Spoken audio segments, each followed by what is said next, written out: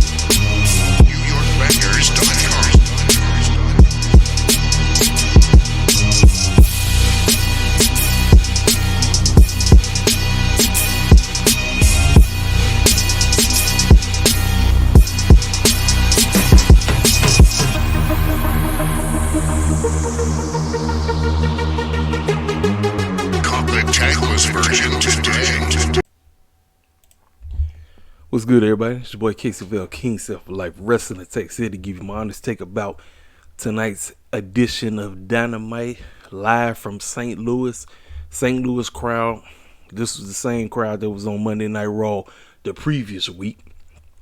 I'm going to say it was a tad bit better. There was still some things on this show where they kind of was like fluctuating, but for the most part, I thought they did a pretty solid job.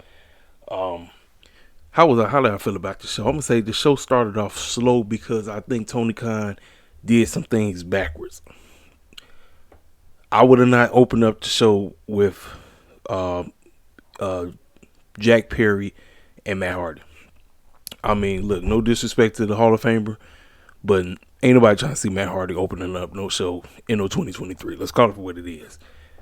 Tony Khan is falling prey back to that. Oh, let me open up into it. Nah. He was cooking after the match. After the match, that's when he started cooking. And this entire show has quite a bunch of storytelling that took place. There's a lot of things that's going to transpire as we move forward. We're nowhere near double or nothing, but there's a lot of things that's going to transpire. You just have to keep watching. Obviously, the best match of the show right here. I'm going to talk about it. And he came back and he looked like he picked up where he left off, you know. I'm gonna be honest with you. I kind of walked out on this because I had to take care of some. I had to do something with my car outside, so I kind of really didn't see this matchup. So but I'm gonna be honest with you. I mean, if you see OC, if you see the Butcher, you already know what you're gonna get. Super Card of Honor seems to just keep getting more and more stacked. Like I said, I want to continue to keep up with the Ring of Honor stuff. I got the app and all that stuff. Ladies and gentlemen, we're gonna break down this show. Like I said, for me, I think with that first matchup, it kind of put the show on the downward. But after the matchup, I think things picked up. We're gonna discuss this matchup.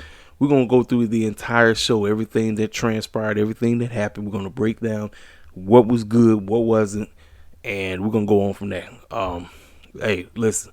This is KC4L King Self for Life Wrestling Takes, and we're off to the races. We open up the show. Jungle Boy Jack Perry takes on Matt Hardy. Like I said, I wouldn't really open up with this matchup. I get it. Jungle Boy is quote unquote gunning for MJF. He wants a shot at that doggone AEW World Heavyweight Championship, so he figured, hey, why don't I get a match with the Hall of Famer, Matt Hardy? I wouldn't have opened up the show with this. I told you. You come in on a story, you finish with story. That's the name of the game. That's what I would do. That's just how I do things. That's just me. You're always going to have time for wrestling. You're always going to have time to put on the rest of the match. Story is the name of the game. Jack Perry gets the win. He beats him. Soon as he wins, he looks at the camera and says, MJF, I'm coming for you. Well, why did he say that? MJF coming out there. Crowd goes nuts. Booing the man. He gets in the ring, got the shades on, and he addresses Jungle Boy. He says he knows people aren't very bright in these parts, but he runs the show, so shut the, and that's the crowd started saying, shut the F up, shut the F up. Listen, MJF just gets this natural heat no matter what. Like I said, there's a lot of people that, quote unquote, think he takes things too far, and I'm going to be honest with you, absolutely. Like I said, I don't give a care what nobody has to say. That garbage that he pulled at Revolution, no, don't do it. But he said he's going to keep it real with JB. He didn't appreciate him interrupting his rebar mitzvah. He said he kind of felt like it was a Kanye situation. That's when the fans was like, okay. But he said there's one thing that he says that really stuck in Max's claw.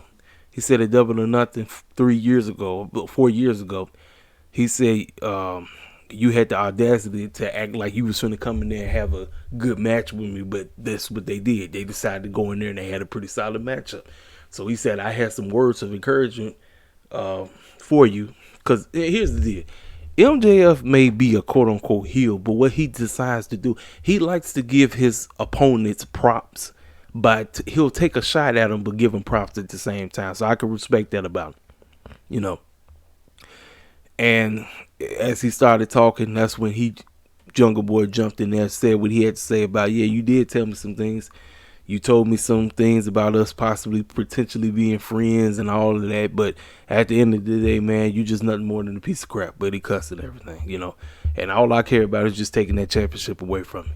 He said, it's cool, but I just want to tell you something. The woman that you with, Anna Jade, she told me that your junk is tiny. Listen, anything that's designed to trigger Jungle Boy, whatever, that's what they went with, and that's when he got into his face and all of that, and he ran off. But the one thing I didn't talk about during this matchup, they constantly kept showing Darby Allin watching, and they showed Sammy watching with Taya, kissing her all day and all that crazy stuff. But obviously, you know what they're going to be doing. They playing up.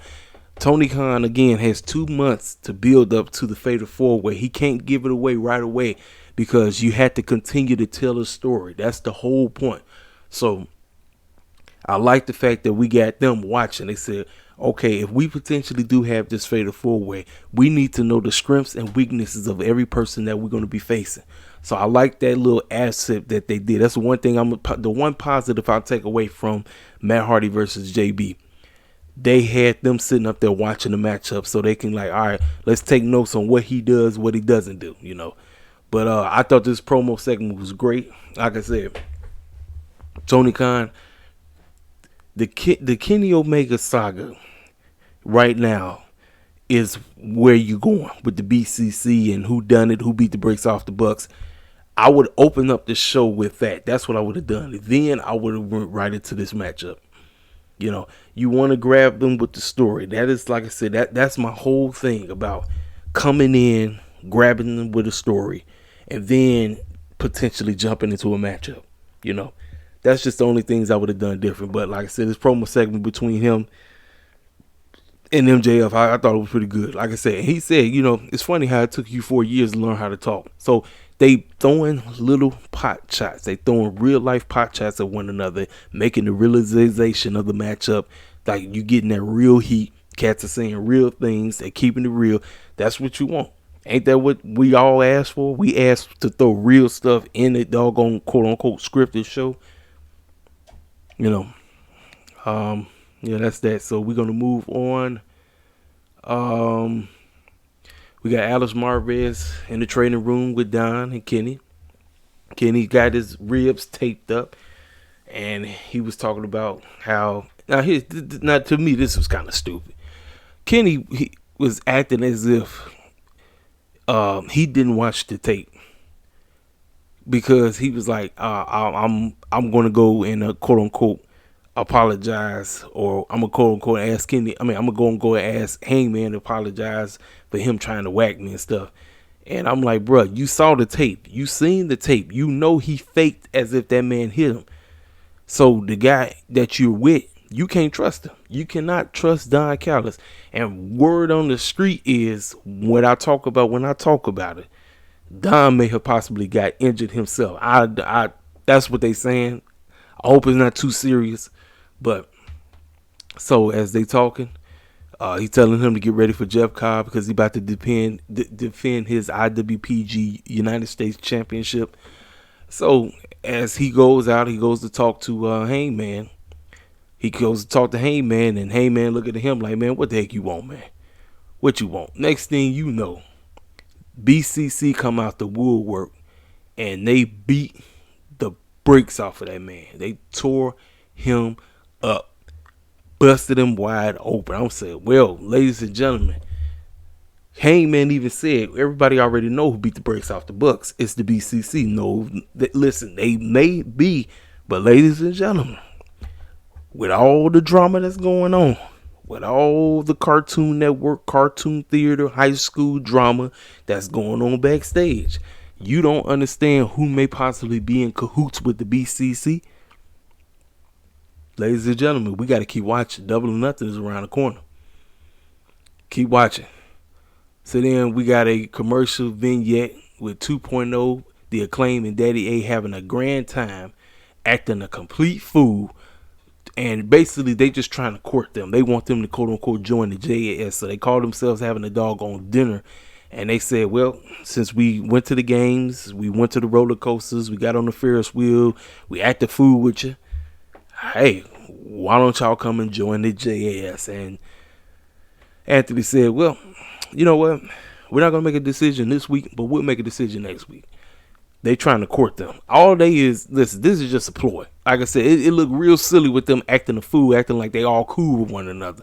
But you know what this is going to turn into, because you know they're not getting down with no doggone JAS. You already know they're not. So, this wasn't even a match. This was a squash match. Dalton Castle and the boys are so over. Brandon and Brent Tate, they are over them. I'm going to be honest with you. When I first saw them, like, a year or two ago, I said, who is this androgynous / wannabe Prince / Dr. Pepper clown from that commercial? Who is this dude over here looking like Ozzy Osbourne if he was androgynous? That's exactly where I went. But fast forward to where we are. This trio's group is so over. And as they was coming out, that's when the BCC just said, screw this. They came out, they jumped them, they beat the brakes off them, they tore their behinds up. Next thing you know, they get up into the match. It wasn't even a match. I didn't look down on my phone to tweet something. I look up, match over with. They got annihilated. It was just a beat down. So the BCC are tearing y'all, they letting y'all know that we are some devious heels, and we're going to terrorize this AEW locker room. Heck, we could even and since Yuta and Claudio are Ring of Honor talent, and Dalton and the boys are Ring of Honor talent, we are telling the Ring of Honor locker room that not only are we going to terrorize the AEW locker room, we're going to terrorize the Ring of Honor locker room as well. So, hey, all right, I'm fine with that. I ain't got a problem with that. So then we get a video package about why Kenny Omega is going against Jeff Cobb. And obviously this took place back in New Japan when he told him, hey, I want to get the opportunity to face you for that doggone championship, but they never did. So they run it back, and that's that. So then I just told you exactly about the situation they had with Don Callis and all them. We get to the matchup. So this right now, I seen people crying and complaining. Kenny Omega came out to his Devil's Sky Devil music. I think that's his Sky Devil intro or something like that. This was, for me, outside of the main event, I think this was like the best match on the show. Jeff Cobb is pretty cool with the size that he can do. And him and Kenny, but even with Kenny being hurt, Jeff Cobbs was manhandling him, doing what he had to do, making you think that this is my mind. I'm thinking maybe there could be some kind of situation where there's a distraction that happens and Kenny ended up losing it. But no, they didn't go that route. Kenny found the way to get the victory. So after the victory, the BCC come out. And they surround Kenny. They surround him. And Kenny like, oh man, like I'm a hurt man. I'm beat down. I can't defend myself. And Bryan Danielson music goes off. And he gets in the ring. And he goes and he helps up Kenny. So everybody like, I even tweeted out. I said, hey, Bryan must be helping out Kenny. Wasn't even thinking about it because everybody been asking, where is Bryan with the BCC situation? He is a member of the BCC. Is he with the BCC? Is he not with the BCC? After he helped that man up, everybody thinking, everybody doing the yes chants and all that stuff. Bryan turned. Bryan destroyed Kenny. Bryan destroyed Kenny, ladies and gentlemen. So I said to myself, Kenny Omega, you have absolutely no choice. Get cool with Hangman again. You're going to need him. You're going to need your former elite brethren. You already got the Young Bucks. Get your main man, Hangman. Get reunited. Do what you need to do to get reacquainted because you're going to need him. Because the devious BCC, which includes Bryan as a heel, I mean, that just says something. MJF beat that man up so bad that he turned him, had him crying, gave us such a babyface sobbing promo that now this man done turned heel out of nowhere. You got to join.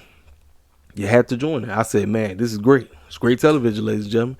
I said, what do we say? Storytelling is what keeps things moving. Storytelling. We said that this man, quote unquote, can't book. I listened to so many cats that be getting on this man's case, and they have every right to get on this case. But ladies and gentlemen, when the man wants to tell you something, he will tell you a solid story. That is all I ask. I tell y'all all the time. Tell me a freaking story. Why the heck am I watching your product? I don't want to watch your product just because you're giving me great wrestling matches. You need to tell me, you need to give me a major reason as to why I'm tuning into your product week in and week out. And this whole situation right here, hey, it was spot on, man, because I sure didn't see it coming. I wasn't even expecting Bryan back that fast. I'm thinking that man getting ready to go run over the Ring of Honor. But he has aligned himself with his BCC brethren. All four of them are officially on heel mode. Every single one of them. What the heck does this mean moving forward? Hey, I'm here for it, ladies and gentlemen. I am here.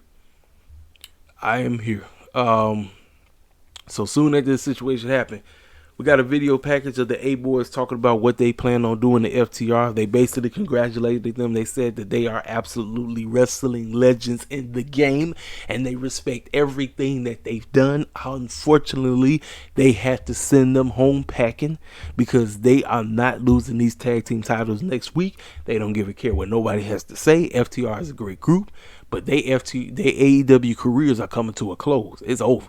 It's a wrap. It's finished. They done. Hey, great promo. They said what they said. But ladies and gentlemen, FTR winning them tag team titles next week. You best believe they are. Next, we get this matchup. So like I said, I walked out. Like I said, I knew, like, look, let me tell y'all something. I think, for me, I personally think that you could have actually saved this matchup for Rampage. You could have did this match on Rampage. You could have actually kicked off one of the other matches that you was having on Rampage, and you could have did this match. But you could have had them at least cut a promo leading up to the matchup. You know, let me tell you something. Butcher is showcasing why he should be the man. Like I said, him and the Blade, I feel like they the way how Tony Khan books them, and they fluctuate. 1 minute they being pushed, the next minute they going down. It's like I want to get behind the Butcher and the Blade. I honestly do, but I really can't because of how Tony Khan pushes them. He pushes them as if they really, I don't know. I don't know how to say it, but You know. Anyway, like I said, from what I caught, OC was listen. OC knows how to struggle. He knows how to make whoever he's wrestling. He knows how to make them look good, and he knows how to pull up when he needs to pull up. But OC looked like he was ready to lose this thing because there was all kind of cheating going on. I mean, Blade came out. They always, I mean, look, they was legit cheating. It was they was about to take that thing. It looked like OC was done for. Until the best friends came and saved his bacon again. Best friends keep saving his bacon, ladies and gentlemen. The best friends are going to be the reason why that man lose that thing. I'm telling y'all right now. It's going to come down to a time where the best friends won't be there for OC. They've been saving his bacon time in, time out, over and over and over and over again. OC's going to lose them. And I don't know if you peeped it, that after the man won, did you notice how normally when they do the hug, they all hug the man and their arms wrap around them all together. But if you notice that when both Chucky T and Trent went in, all they did was did a half hug, but kind of just patted them on the shoulder and then gave a thumbs up. That just tells me that there's something brewing. Something is brewing, and OC is eventually is officially going to end up losing that thing. I don't know exactly when, but he's going to lose that thing. And whatever the story is that Tony Khan is telling, I'm going to be here for it. Like I say, it's all about the story because OC has just been banking. I mean, he just been doing work, doing what he needs to do. But it's time. It's coming to a time. Maybe he loses that battle of the belts, you know. But from the little bit that I caught, I thought it was a decent match. Then we get Jade sitting up there looking goofy as possible with the lawyer girl, with Smart Mark Sterling, with Layla Gray, basically saying that they threatening Taya Valkyrie that if she quote unquote use the move again, that she won't be able to get the matchup and all this crazy stuff. And they said that they actually going to do legal procedures if she continues to use Jade's Cargill's move. Ladies and gentlemen, Jade Cargill is losing that title, whether fans want to receive that or not. I love Jade. I'll tell you, I'm one of the biggest Jade Cargill fans on the planet. But it's time for her to lose it. It's time to elevate the TBS title. It's time for somebody new to get it. And it's time to start, making the TBS title get back to where it used to be. Because when Jade first got it, it was perfect. I thought her doing what she did, it was spot on. But now it's time for Jade to eventually move up to the main event spot. But before she moves up to the main event spot, we get that in-ring work down pat. It's a wrap. It's over. So Taya Valkyrie is going to be facing somebody on Rampage, if I'm not mistaken. Then we get Juice Robinson talking about how he gets the opportunity to beat the snot out of Action Andrade, and he hopes Ricky Starks is paying attention. He gets a front row seat to actually watching what he plans on doing to him, because he's going to knock him out, and he can't wait to beat the brakes off of him in New York City. Ladies and gentlemen, all I care about is where we're going. That's it. I'll be honest with you, I don't care about the matchup. I just care about what is going to transpire after the matchup. That's all I'm looking forward to. Is this going to lead to a potential Bullet Club coming through? Is that where we're going? I don't know. But that's all that matters to me. Ruby Soho versus my girl Willow Nightingale. Now, before the matchup, Ruby and them came out, Willow came out. But the storytelling for this was Willow Nightingale's reaction. As she was looking at Ruby, she looked distraught. She looked as if, why am I wrestling you? I thought we had something. I thought we was going to be like a quote-unquote female buddy cop type of team. That's what I thought.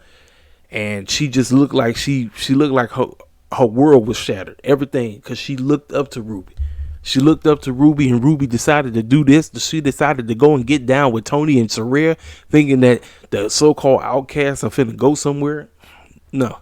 And ladies and gentlemen, I'm going to be 1,000%. Tony Khan, we need to start figuring out what are we going to do.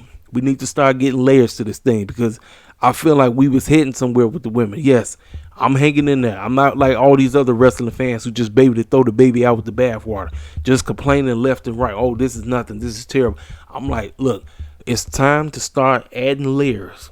We already know Willow Nightingale, Sky Blue, Rio, Jamie, and Britt need to come on with the come on, and whoever else plan on joining Ruby and them need to come on with the come on, because it's time to speed this thing up. So Willow was basically doing work. Willow was out there doing work, handling the business, trying to get this win. But Ruby and company said no. Soraya cheating, Tony cheating, and my goodness, man. I respect the mess out of Aubrey. I really do. But my goodness, man, sometimes Aubrey be out there acting like she has absolutely no idea what she's doing. The girl was looking right at Tony. I said, you see Tony cheating, Ruby. Aubrey, kick her behind out. You see her cheating. You see her being bogus and trying to screw over Willow Nightingale. I mean, come on. Like, wake the heck up. What are you doing? I'm like, I can see if you was quote unquote trying to quote unquote be a heel referee, but Aubrey's supposed to be the major attraction, right? She's supposed to be the leader of the referees, right? I said, and you know what? Look, I hate that wrestling fans dog on Ruby so much. I mean, I keep saying Ruby, Aubrey. They dog on Aubrey so much. They hop in her mentions. They disrespect her. That white supremacist Jim Cornette be calling her doggone donkey every day on his doggone podcast. I'm like, people just disrespect this girl so much. But here's the deal. Aubrey, do not make it easy for your haters to jump on you when you do retarded stuff like what you was doing. You see Tony and them cheating, kick they behinds out. Kick them out so the St. Louis fan base could be like, okay, now we didn't even the playing field. Willow Nightingale got a legit chance of winning this matchup. Nope. They cheated some more till Willow Nightingale lost. Ruby got the victory, 1, 2, 3 match over with. So, again, the three of them tried to double check. They tried to triple team her. And Rio and Sky Blue came running out there. And as much as they tried to do something, they got beat down. They got jumped. They got destroyed. And so I'm sitting up here asking myself, where's Jamie? Where's Britt? Now, I understand Britt was, quote-unquote, getting ready for her man's match later on. But at least she could have came out there. But ladies and gentlemen, that's a part of the story. The story is eventually going to come down to Jamie Hayter and Britt Baker. Jamie came to the rescue. She came out there. She helped save Rio and them and Willow and all of them and Sky Blue. And after she helped her up, after she got the three girls out, they kicked their behinds out. Next week, they already made the match. They made the match. Tony Khan made the match this week. We're getting Rio versus Jamie Hayter for the AEW Women's Championship. So she picked her up and she started doing this and everything. So as of right now, the whole point is lining up players. We got to figure out who are the players. That's the whole point of this AEW Originals versus the Outcast storyline. The players are the key to the story. It's all about the players, keeping people interested. I know there's people that's taking a dump on this. I know they are, and I don't. And sometimes I don't disagree with them taking a dump, but for me, I'm gonna hang in here. I'm gonna hang in. Like I said, it's all about the players that's getting added. Whoever are the players that's supposed to get added to this faction, to both of these factions, before we get to Blood and Guts, we need to come on. Tony Khan, pick up the pep in your step. You're doing a good job with everybody else. Let's get the women to where they need to be. Come on now, it's year 4. Quit playing games. Quit playing freaking games, man. So, the commentary team hyping up next week's show. Powerhouse gets the opportunity to cut a promo about what he's been doing. He's been telling you the book. I told you what the Book of Hobbs is going to be. First, I took care of Warlow. I told Warlow what I was going to do. Then I got an opportunity to beat the snot out of Ray Phoenix. I told him what I was going to do. Then I got an opportunity to beat the brakes off of Penta. Nobody going to handle me. I'm going to have this championship for a very, very long time. He said what he had to say. I thought it was a pretty solid promo. I've seen idiots online basically taking a dump on this. I'm like, look, take a dump on it all you want. You could take a serious dump. The man showing up, he pulling up on Rampage, he having matches. Like I said, this is preparation. People so quick to hate because that's all they know how to do. Look, I'm a critic. I critique stuff if it don't make sense. If it don't make sense, yes, I'm gonna be one of the first ones to say, let's revamp this. But Hobbs is on a tear right now, and he gonna stay on the tear until somebody take their championship off of him. So these fools just want to sit up and hate. You can hate all you want. Hate, cry, complain, do all that foolishness, whatever. Ladies and gentlemen, we are at the main event. Return to Adam Cole takes on Mr. Red Death Daniel Garcia. And Adam Cole came out. The crowd was hot. This was probably outside of the situation with Kenny, the MJF Jungle Boy situation. In this matchup, I think this is the hottest they was. Adam Cole, baby, they singing along, they doing everything, they doing it. When he throw his fingers up and all that stuff, man. DG and Adam Cole put on the clinic. I thought they did a great job, man. Adam picked that thing right back up. He didn't look rusty at all. Like I said, wrestling really is like riding a bicycle. If you are a great pro wrestler, you pick that thing up like it's nothing. You could be out for so long, you pick that thing up like it's nothing. He didn't look rusty at all. And so the spot of the match was when Daniel dropped him on his head. So that's when they went to doggone picture by picture. Now, I'm going to be honest with you. I think I will never be a fan of picture by picture, but I like the fact that when he dropped him on his head, you heard Tony, you heard Excalibur, everybody gasped for air when he dropped him on his head. And so he was hanging out the ring. You seen Bryce went over there to check on him, make sure he was good. The storyline with this young man as of right now, just like MJF with the knee, it's going to be his head. Can he take hits to the head? Can he take licks to the head, to the dome? That's going to be Adam Cole's situation. As of right now, Adam Cole is about to be prepped. People say that Tony Khan has a difficult time building baby faces. Adam Cole is about to become the number one baby face in this company. You mark my words, ladies and gentlemen. As long as he stay healthy, he's going to become the number one baby face. Time is moving. People have been complaining. When is Adam Cole going to get the push? When is he going to be presented as a main event player? When is he gonna look the part? When is this? Woo this? Woo that? Ladies and gentlemen, we off to the races, man. These cats went out here, they tore each other up. They did what they had to do. He got dropped on his head about 2 times. And also too, I forgot to talk about it, but the Ring was advertising the reality show that came on right after, which is AEW All Access. So that was perfect timing. The fact that he got the main event and it goes from there right into it. And from what it sounds like, a lot of people on social media is actually enjoying the show. I've seen just a little bit of it. I haven't watched it. I got it on DVR. I'm going to check that stuff out.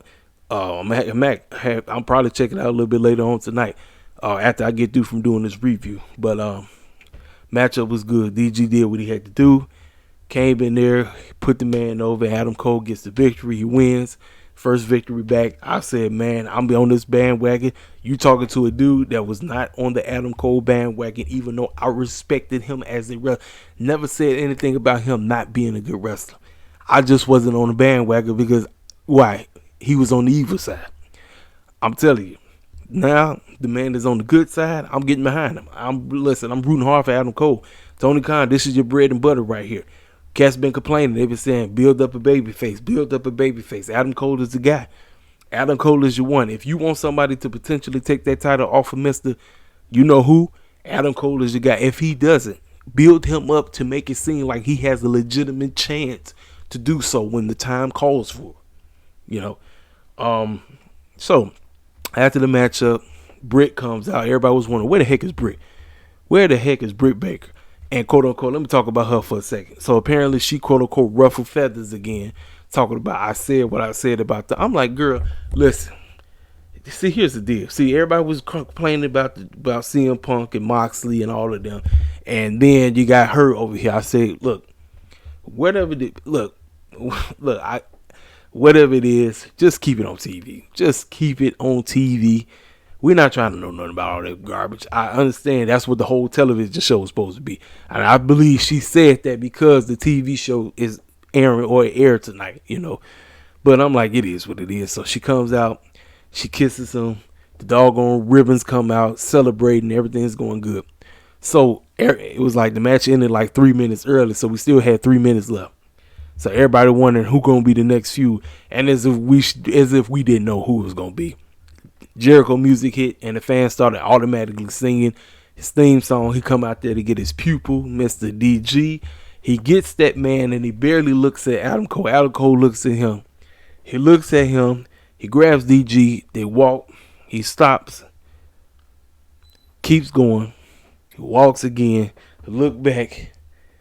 And that's how the show goes off. So the next feud that Adam Cole is potentially getting ready to get part of, we should have knew. He started with DG. You know he got to deal with Jericho. You already knew it was coming. So I think that maybe they could do something with this one. Maybe they can prep this. Maybe they can get to where they want Adam Cole to be. Hey, I'm here for it. It is what it is. Ladies and gentlemen, that is my honest take about Dynamite. I thought it was a solid show. Like I said, I think the last 2 episodes was fire. I thought tonight's episode was a very good episode. Obviously, like I said, I would have started with the story instead of just jumping into Matt Hardy and Jack Perry. But overall, hey, and another thing, for all the clowns that's complaining about the CM Punk stuff, both Mark Henry and JR then made they statements and said CM Punk belongs in AEW. If the OGs that said so, CM Punk ain't going anywhere. I'm sorry to the Moxie heads and to the elite fanboys and fangirls who want CM Punk to go. He ain't going anywhere, ladies and gentlemen. Do I know how Phil Brooks gets down? Absolutely. Phil Brooks is the narcissistic clown. But when it comes to storytelling, and it comes to all around Aurora, that food is needed. He's needed whether you want him or not. He's well needed. Ladies and gentlemen, this is your boy KCFL, King Self for Life Wrestling Takes. It's always an honor to come on here and give my takes on how I feel about the show. If you're new to the channel, feel free to subscribe. We are growing this nation to 217 subscribers, man. I appreciate that. Hey, keep everything coming. Make sure y'all hit the like button. Make sure you subscribe. Hit the comment section up. Like I said, feel free to interact with me on Twitter. Like I said, I don't really be on Instagram, but like I said, it's basically the same exact name. I'm KCFL Wrestling Takes on Twitter, KCFL Wrestling Takes on Instagram. Like I said, hit me up. Like I said, you want to chop it up? Like I said, hey, we here for it. I'll talk to y'all cats tomorrow. I said I'm going to drop my doggone WrestleMania predictions video. I usually do it on Friday, but Friday just way too much stuff going on. I got SmackDown. I got the Ring of Honor Supercard show. I got Rampages. I might as well go ahead and drop my prediction video early and get that stuff out the way. You know what I'm saying? But anyway, man, this is your boy KCFL, King Self for Life Wrestling Takes, and I'll talk to y'all cats later. Holla at your boy.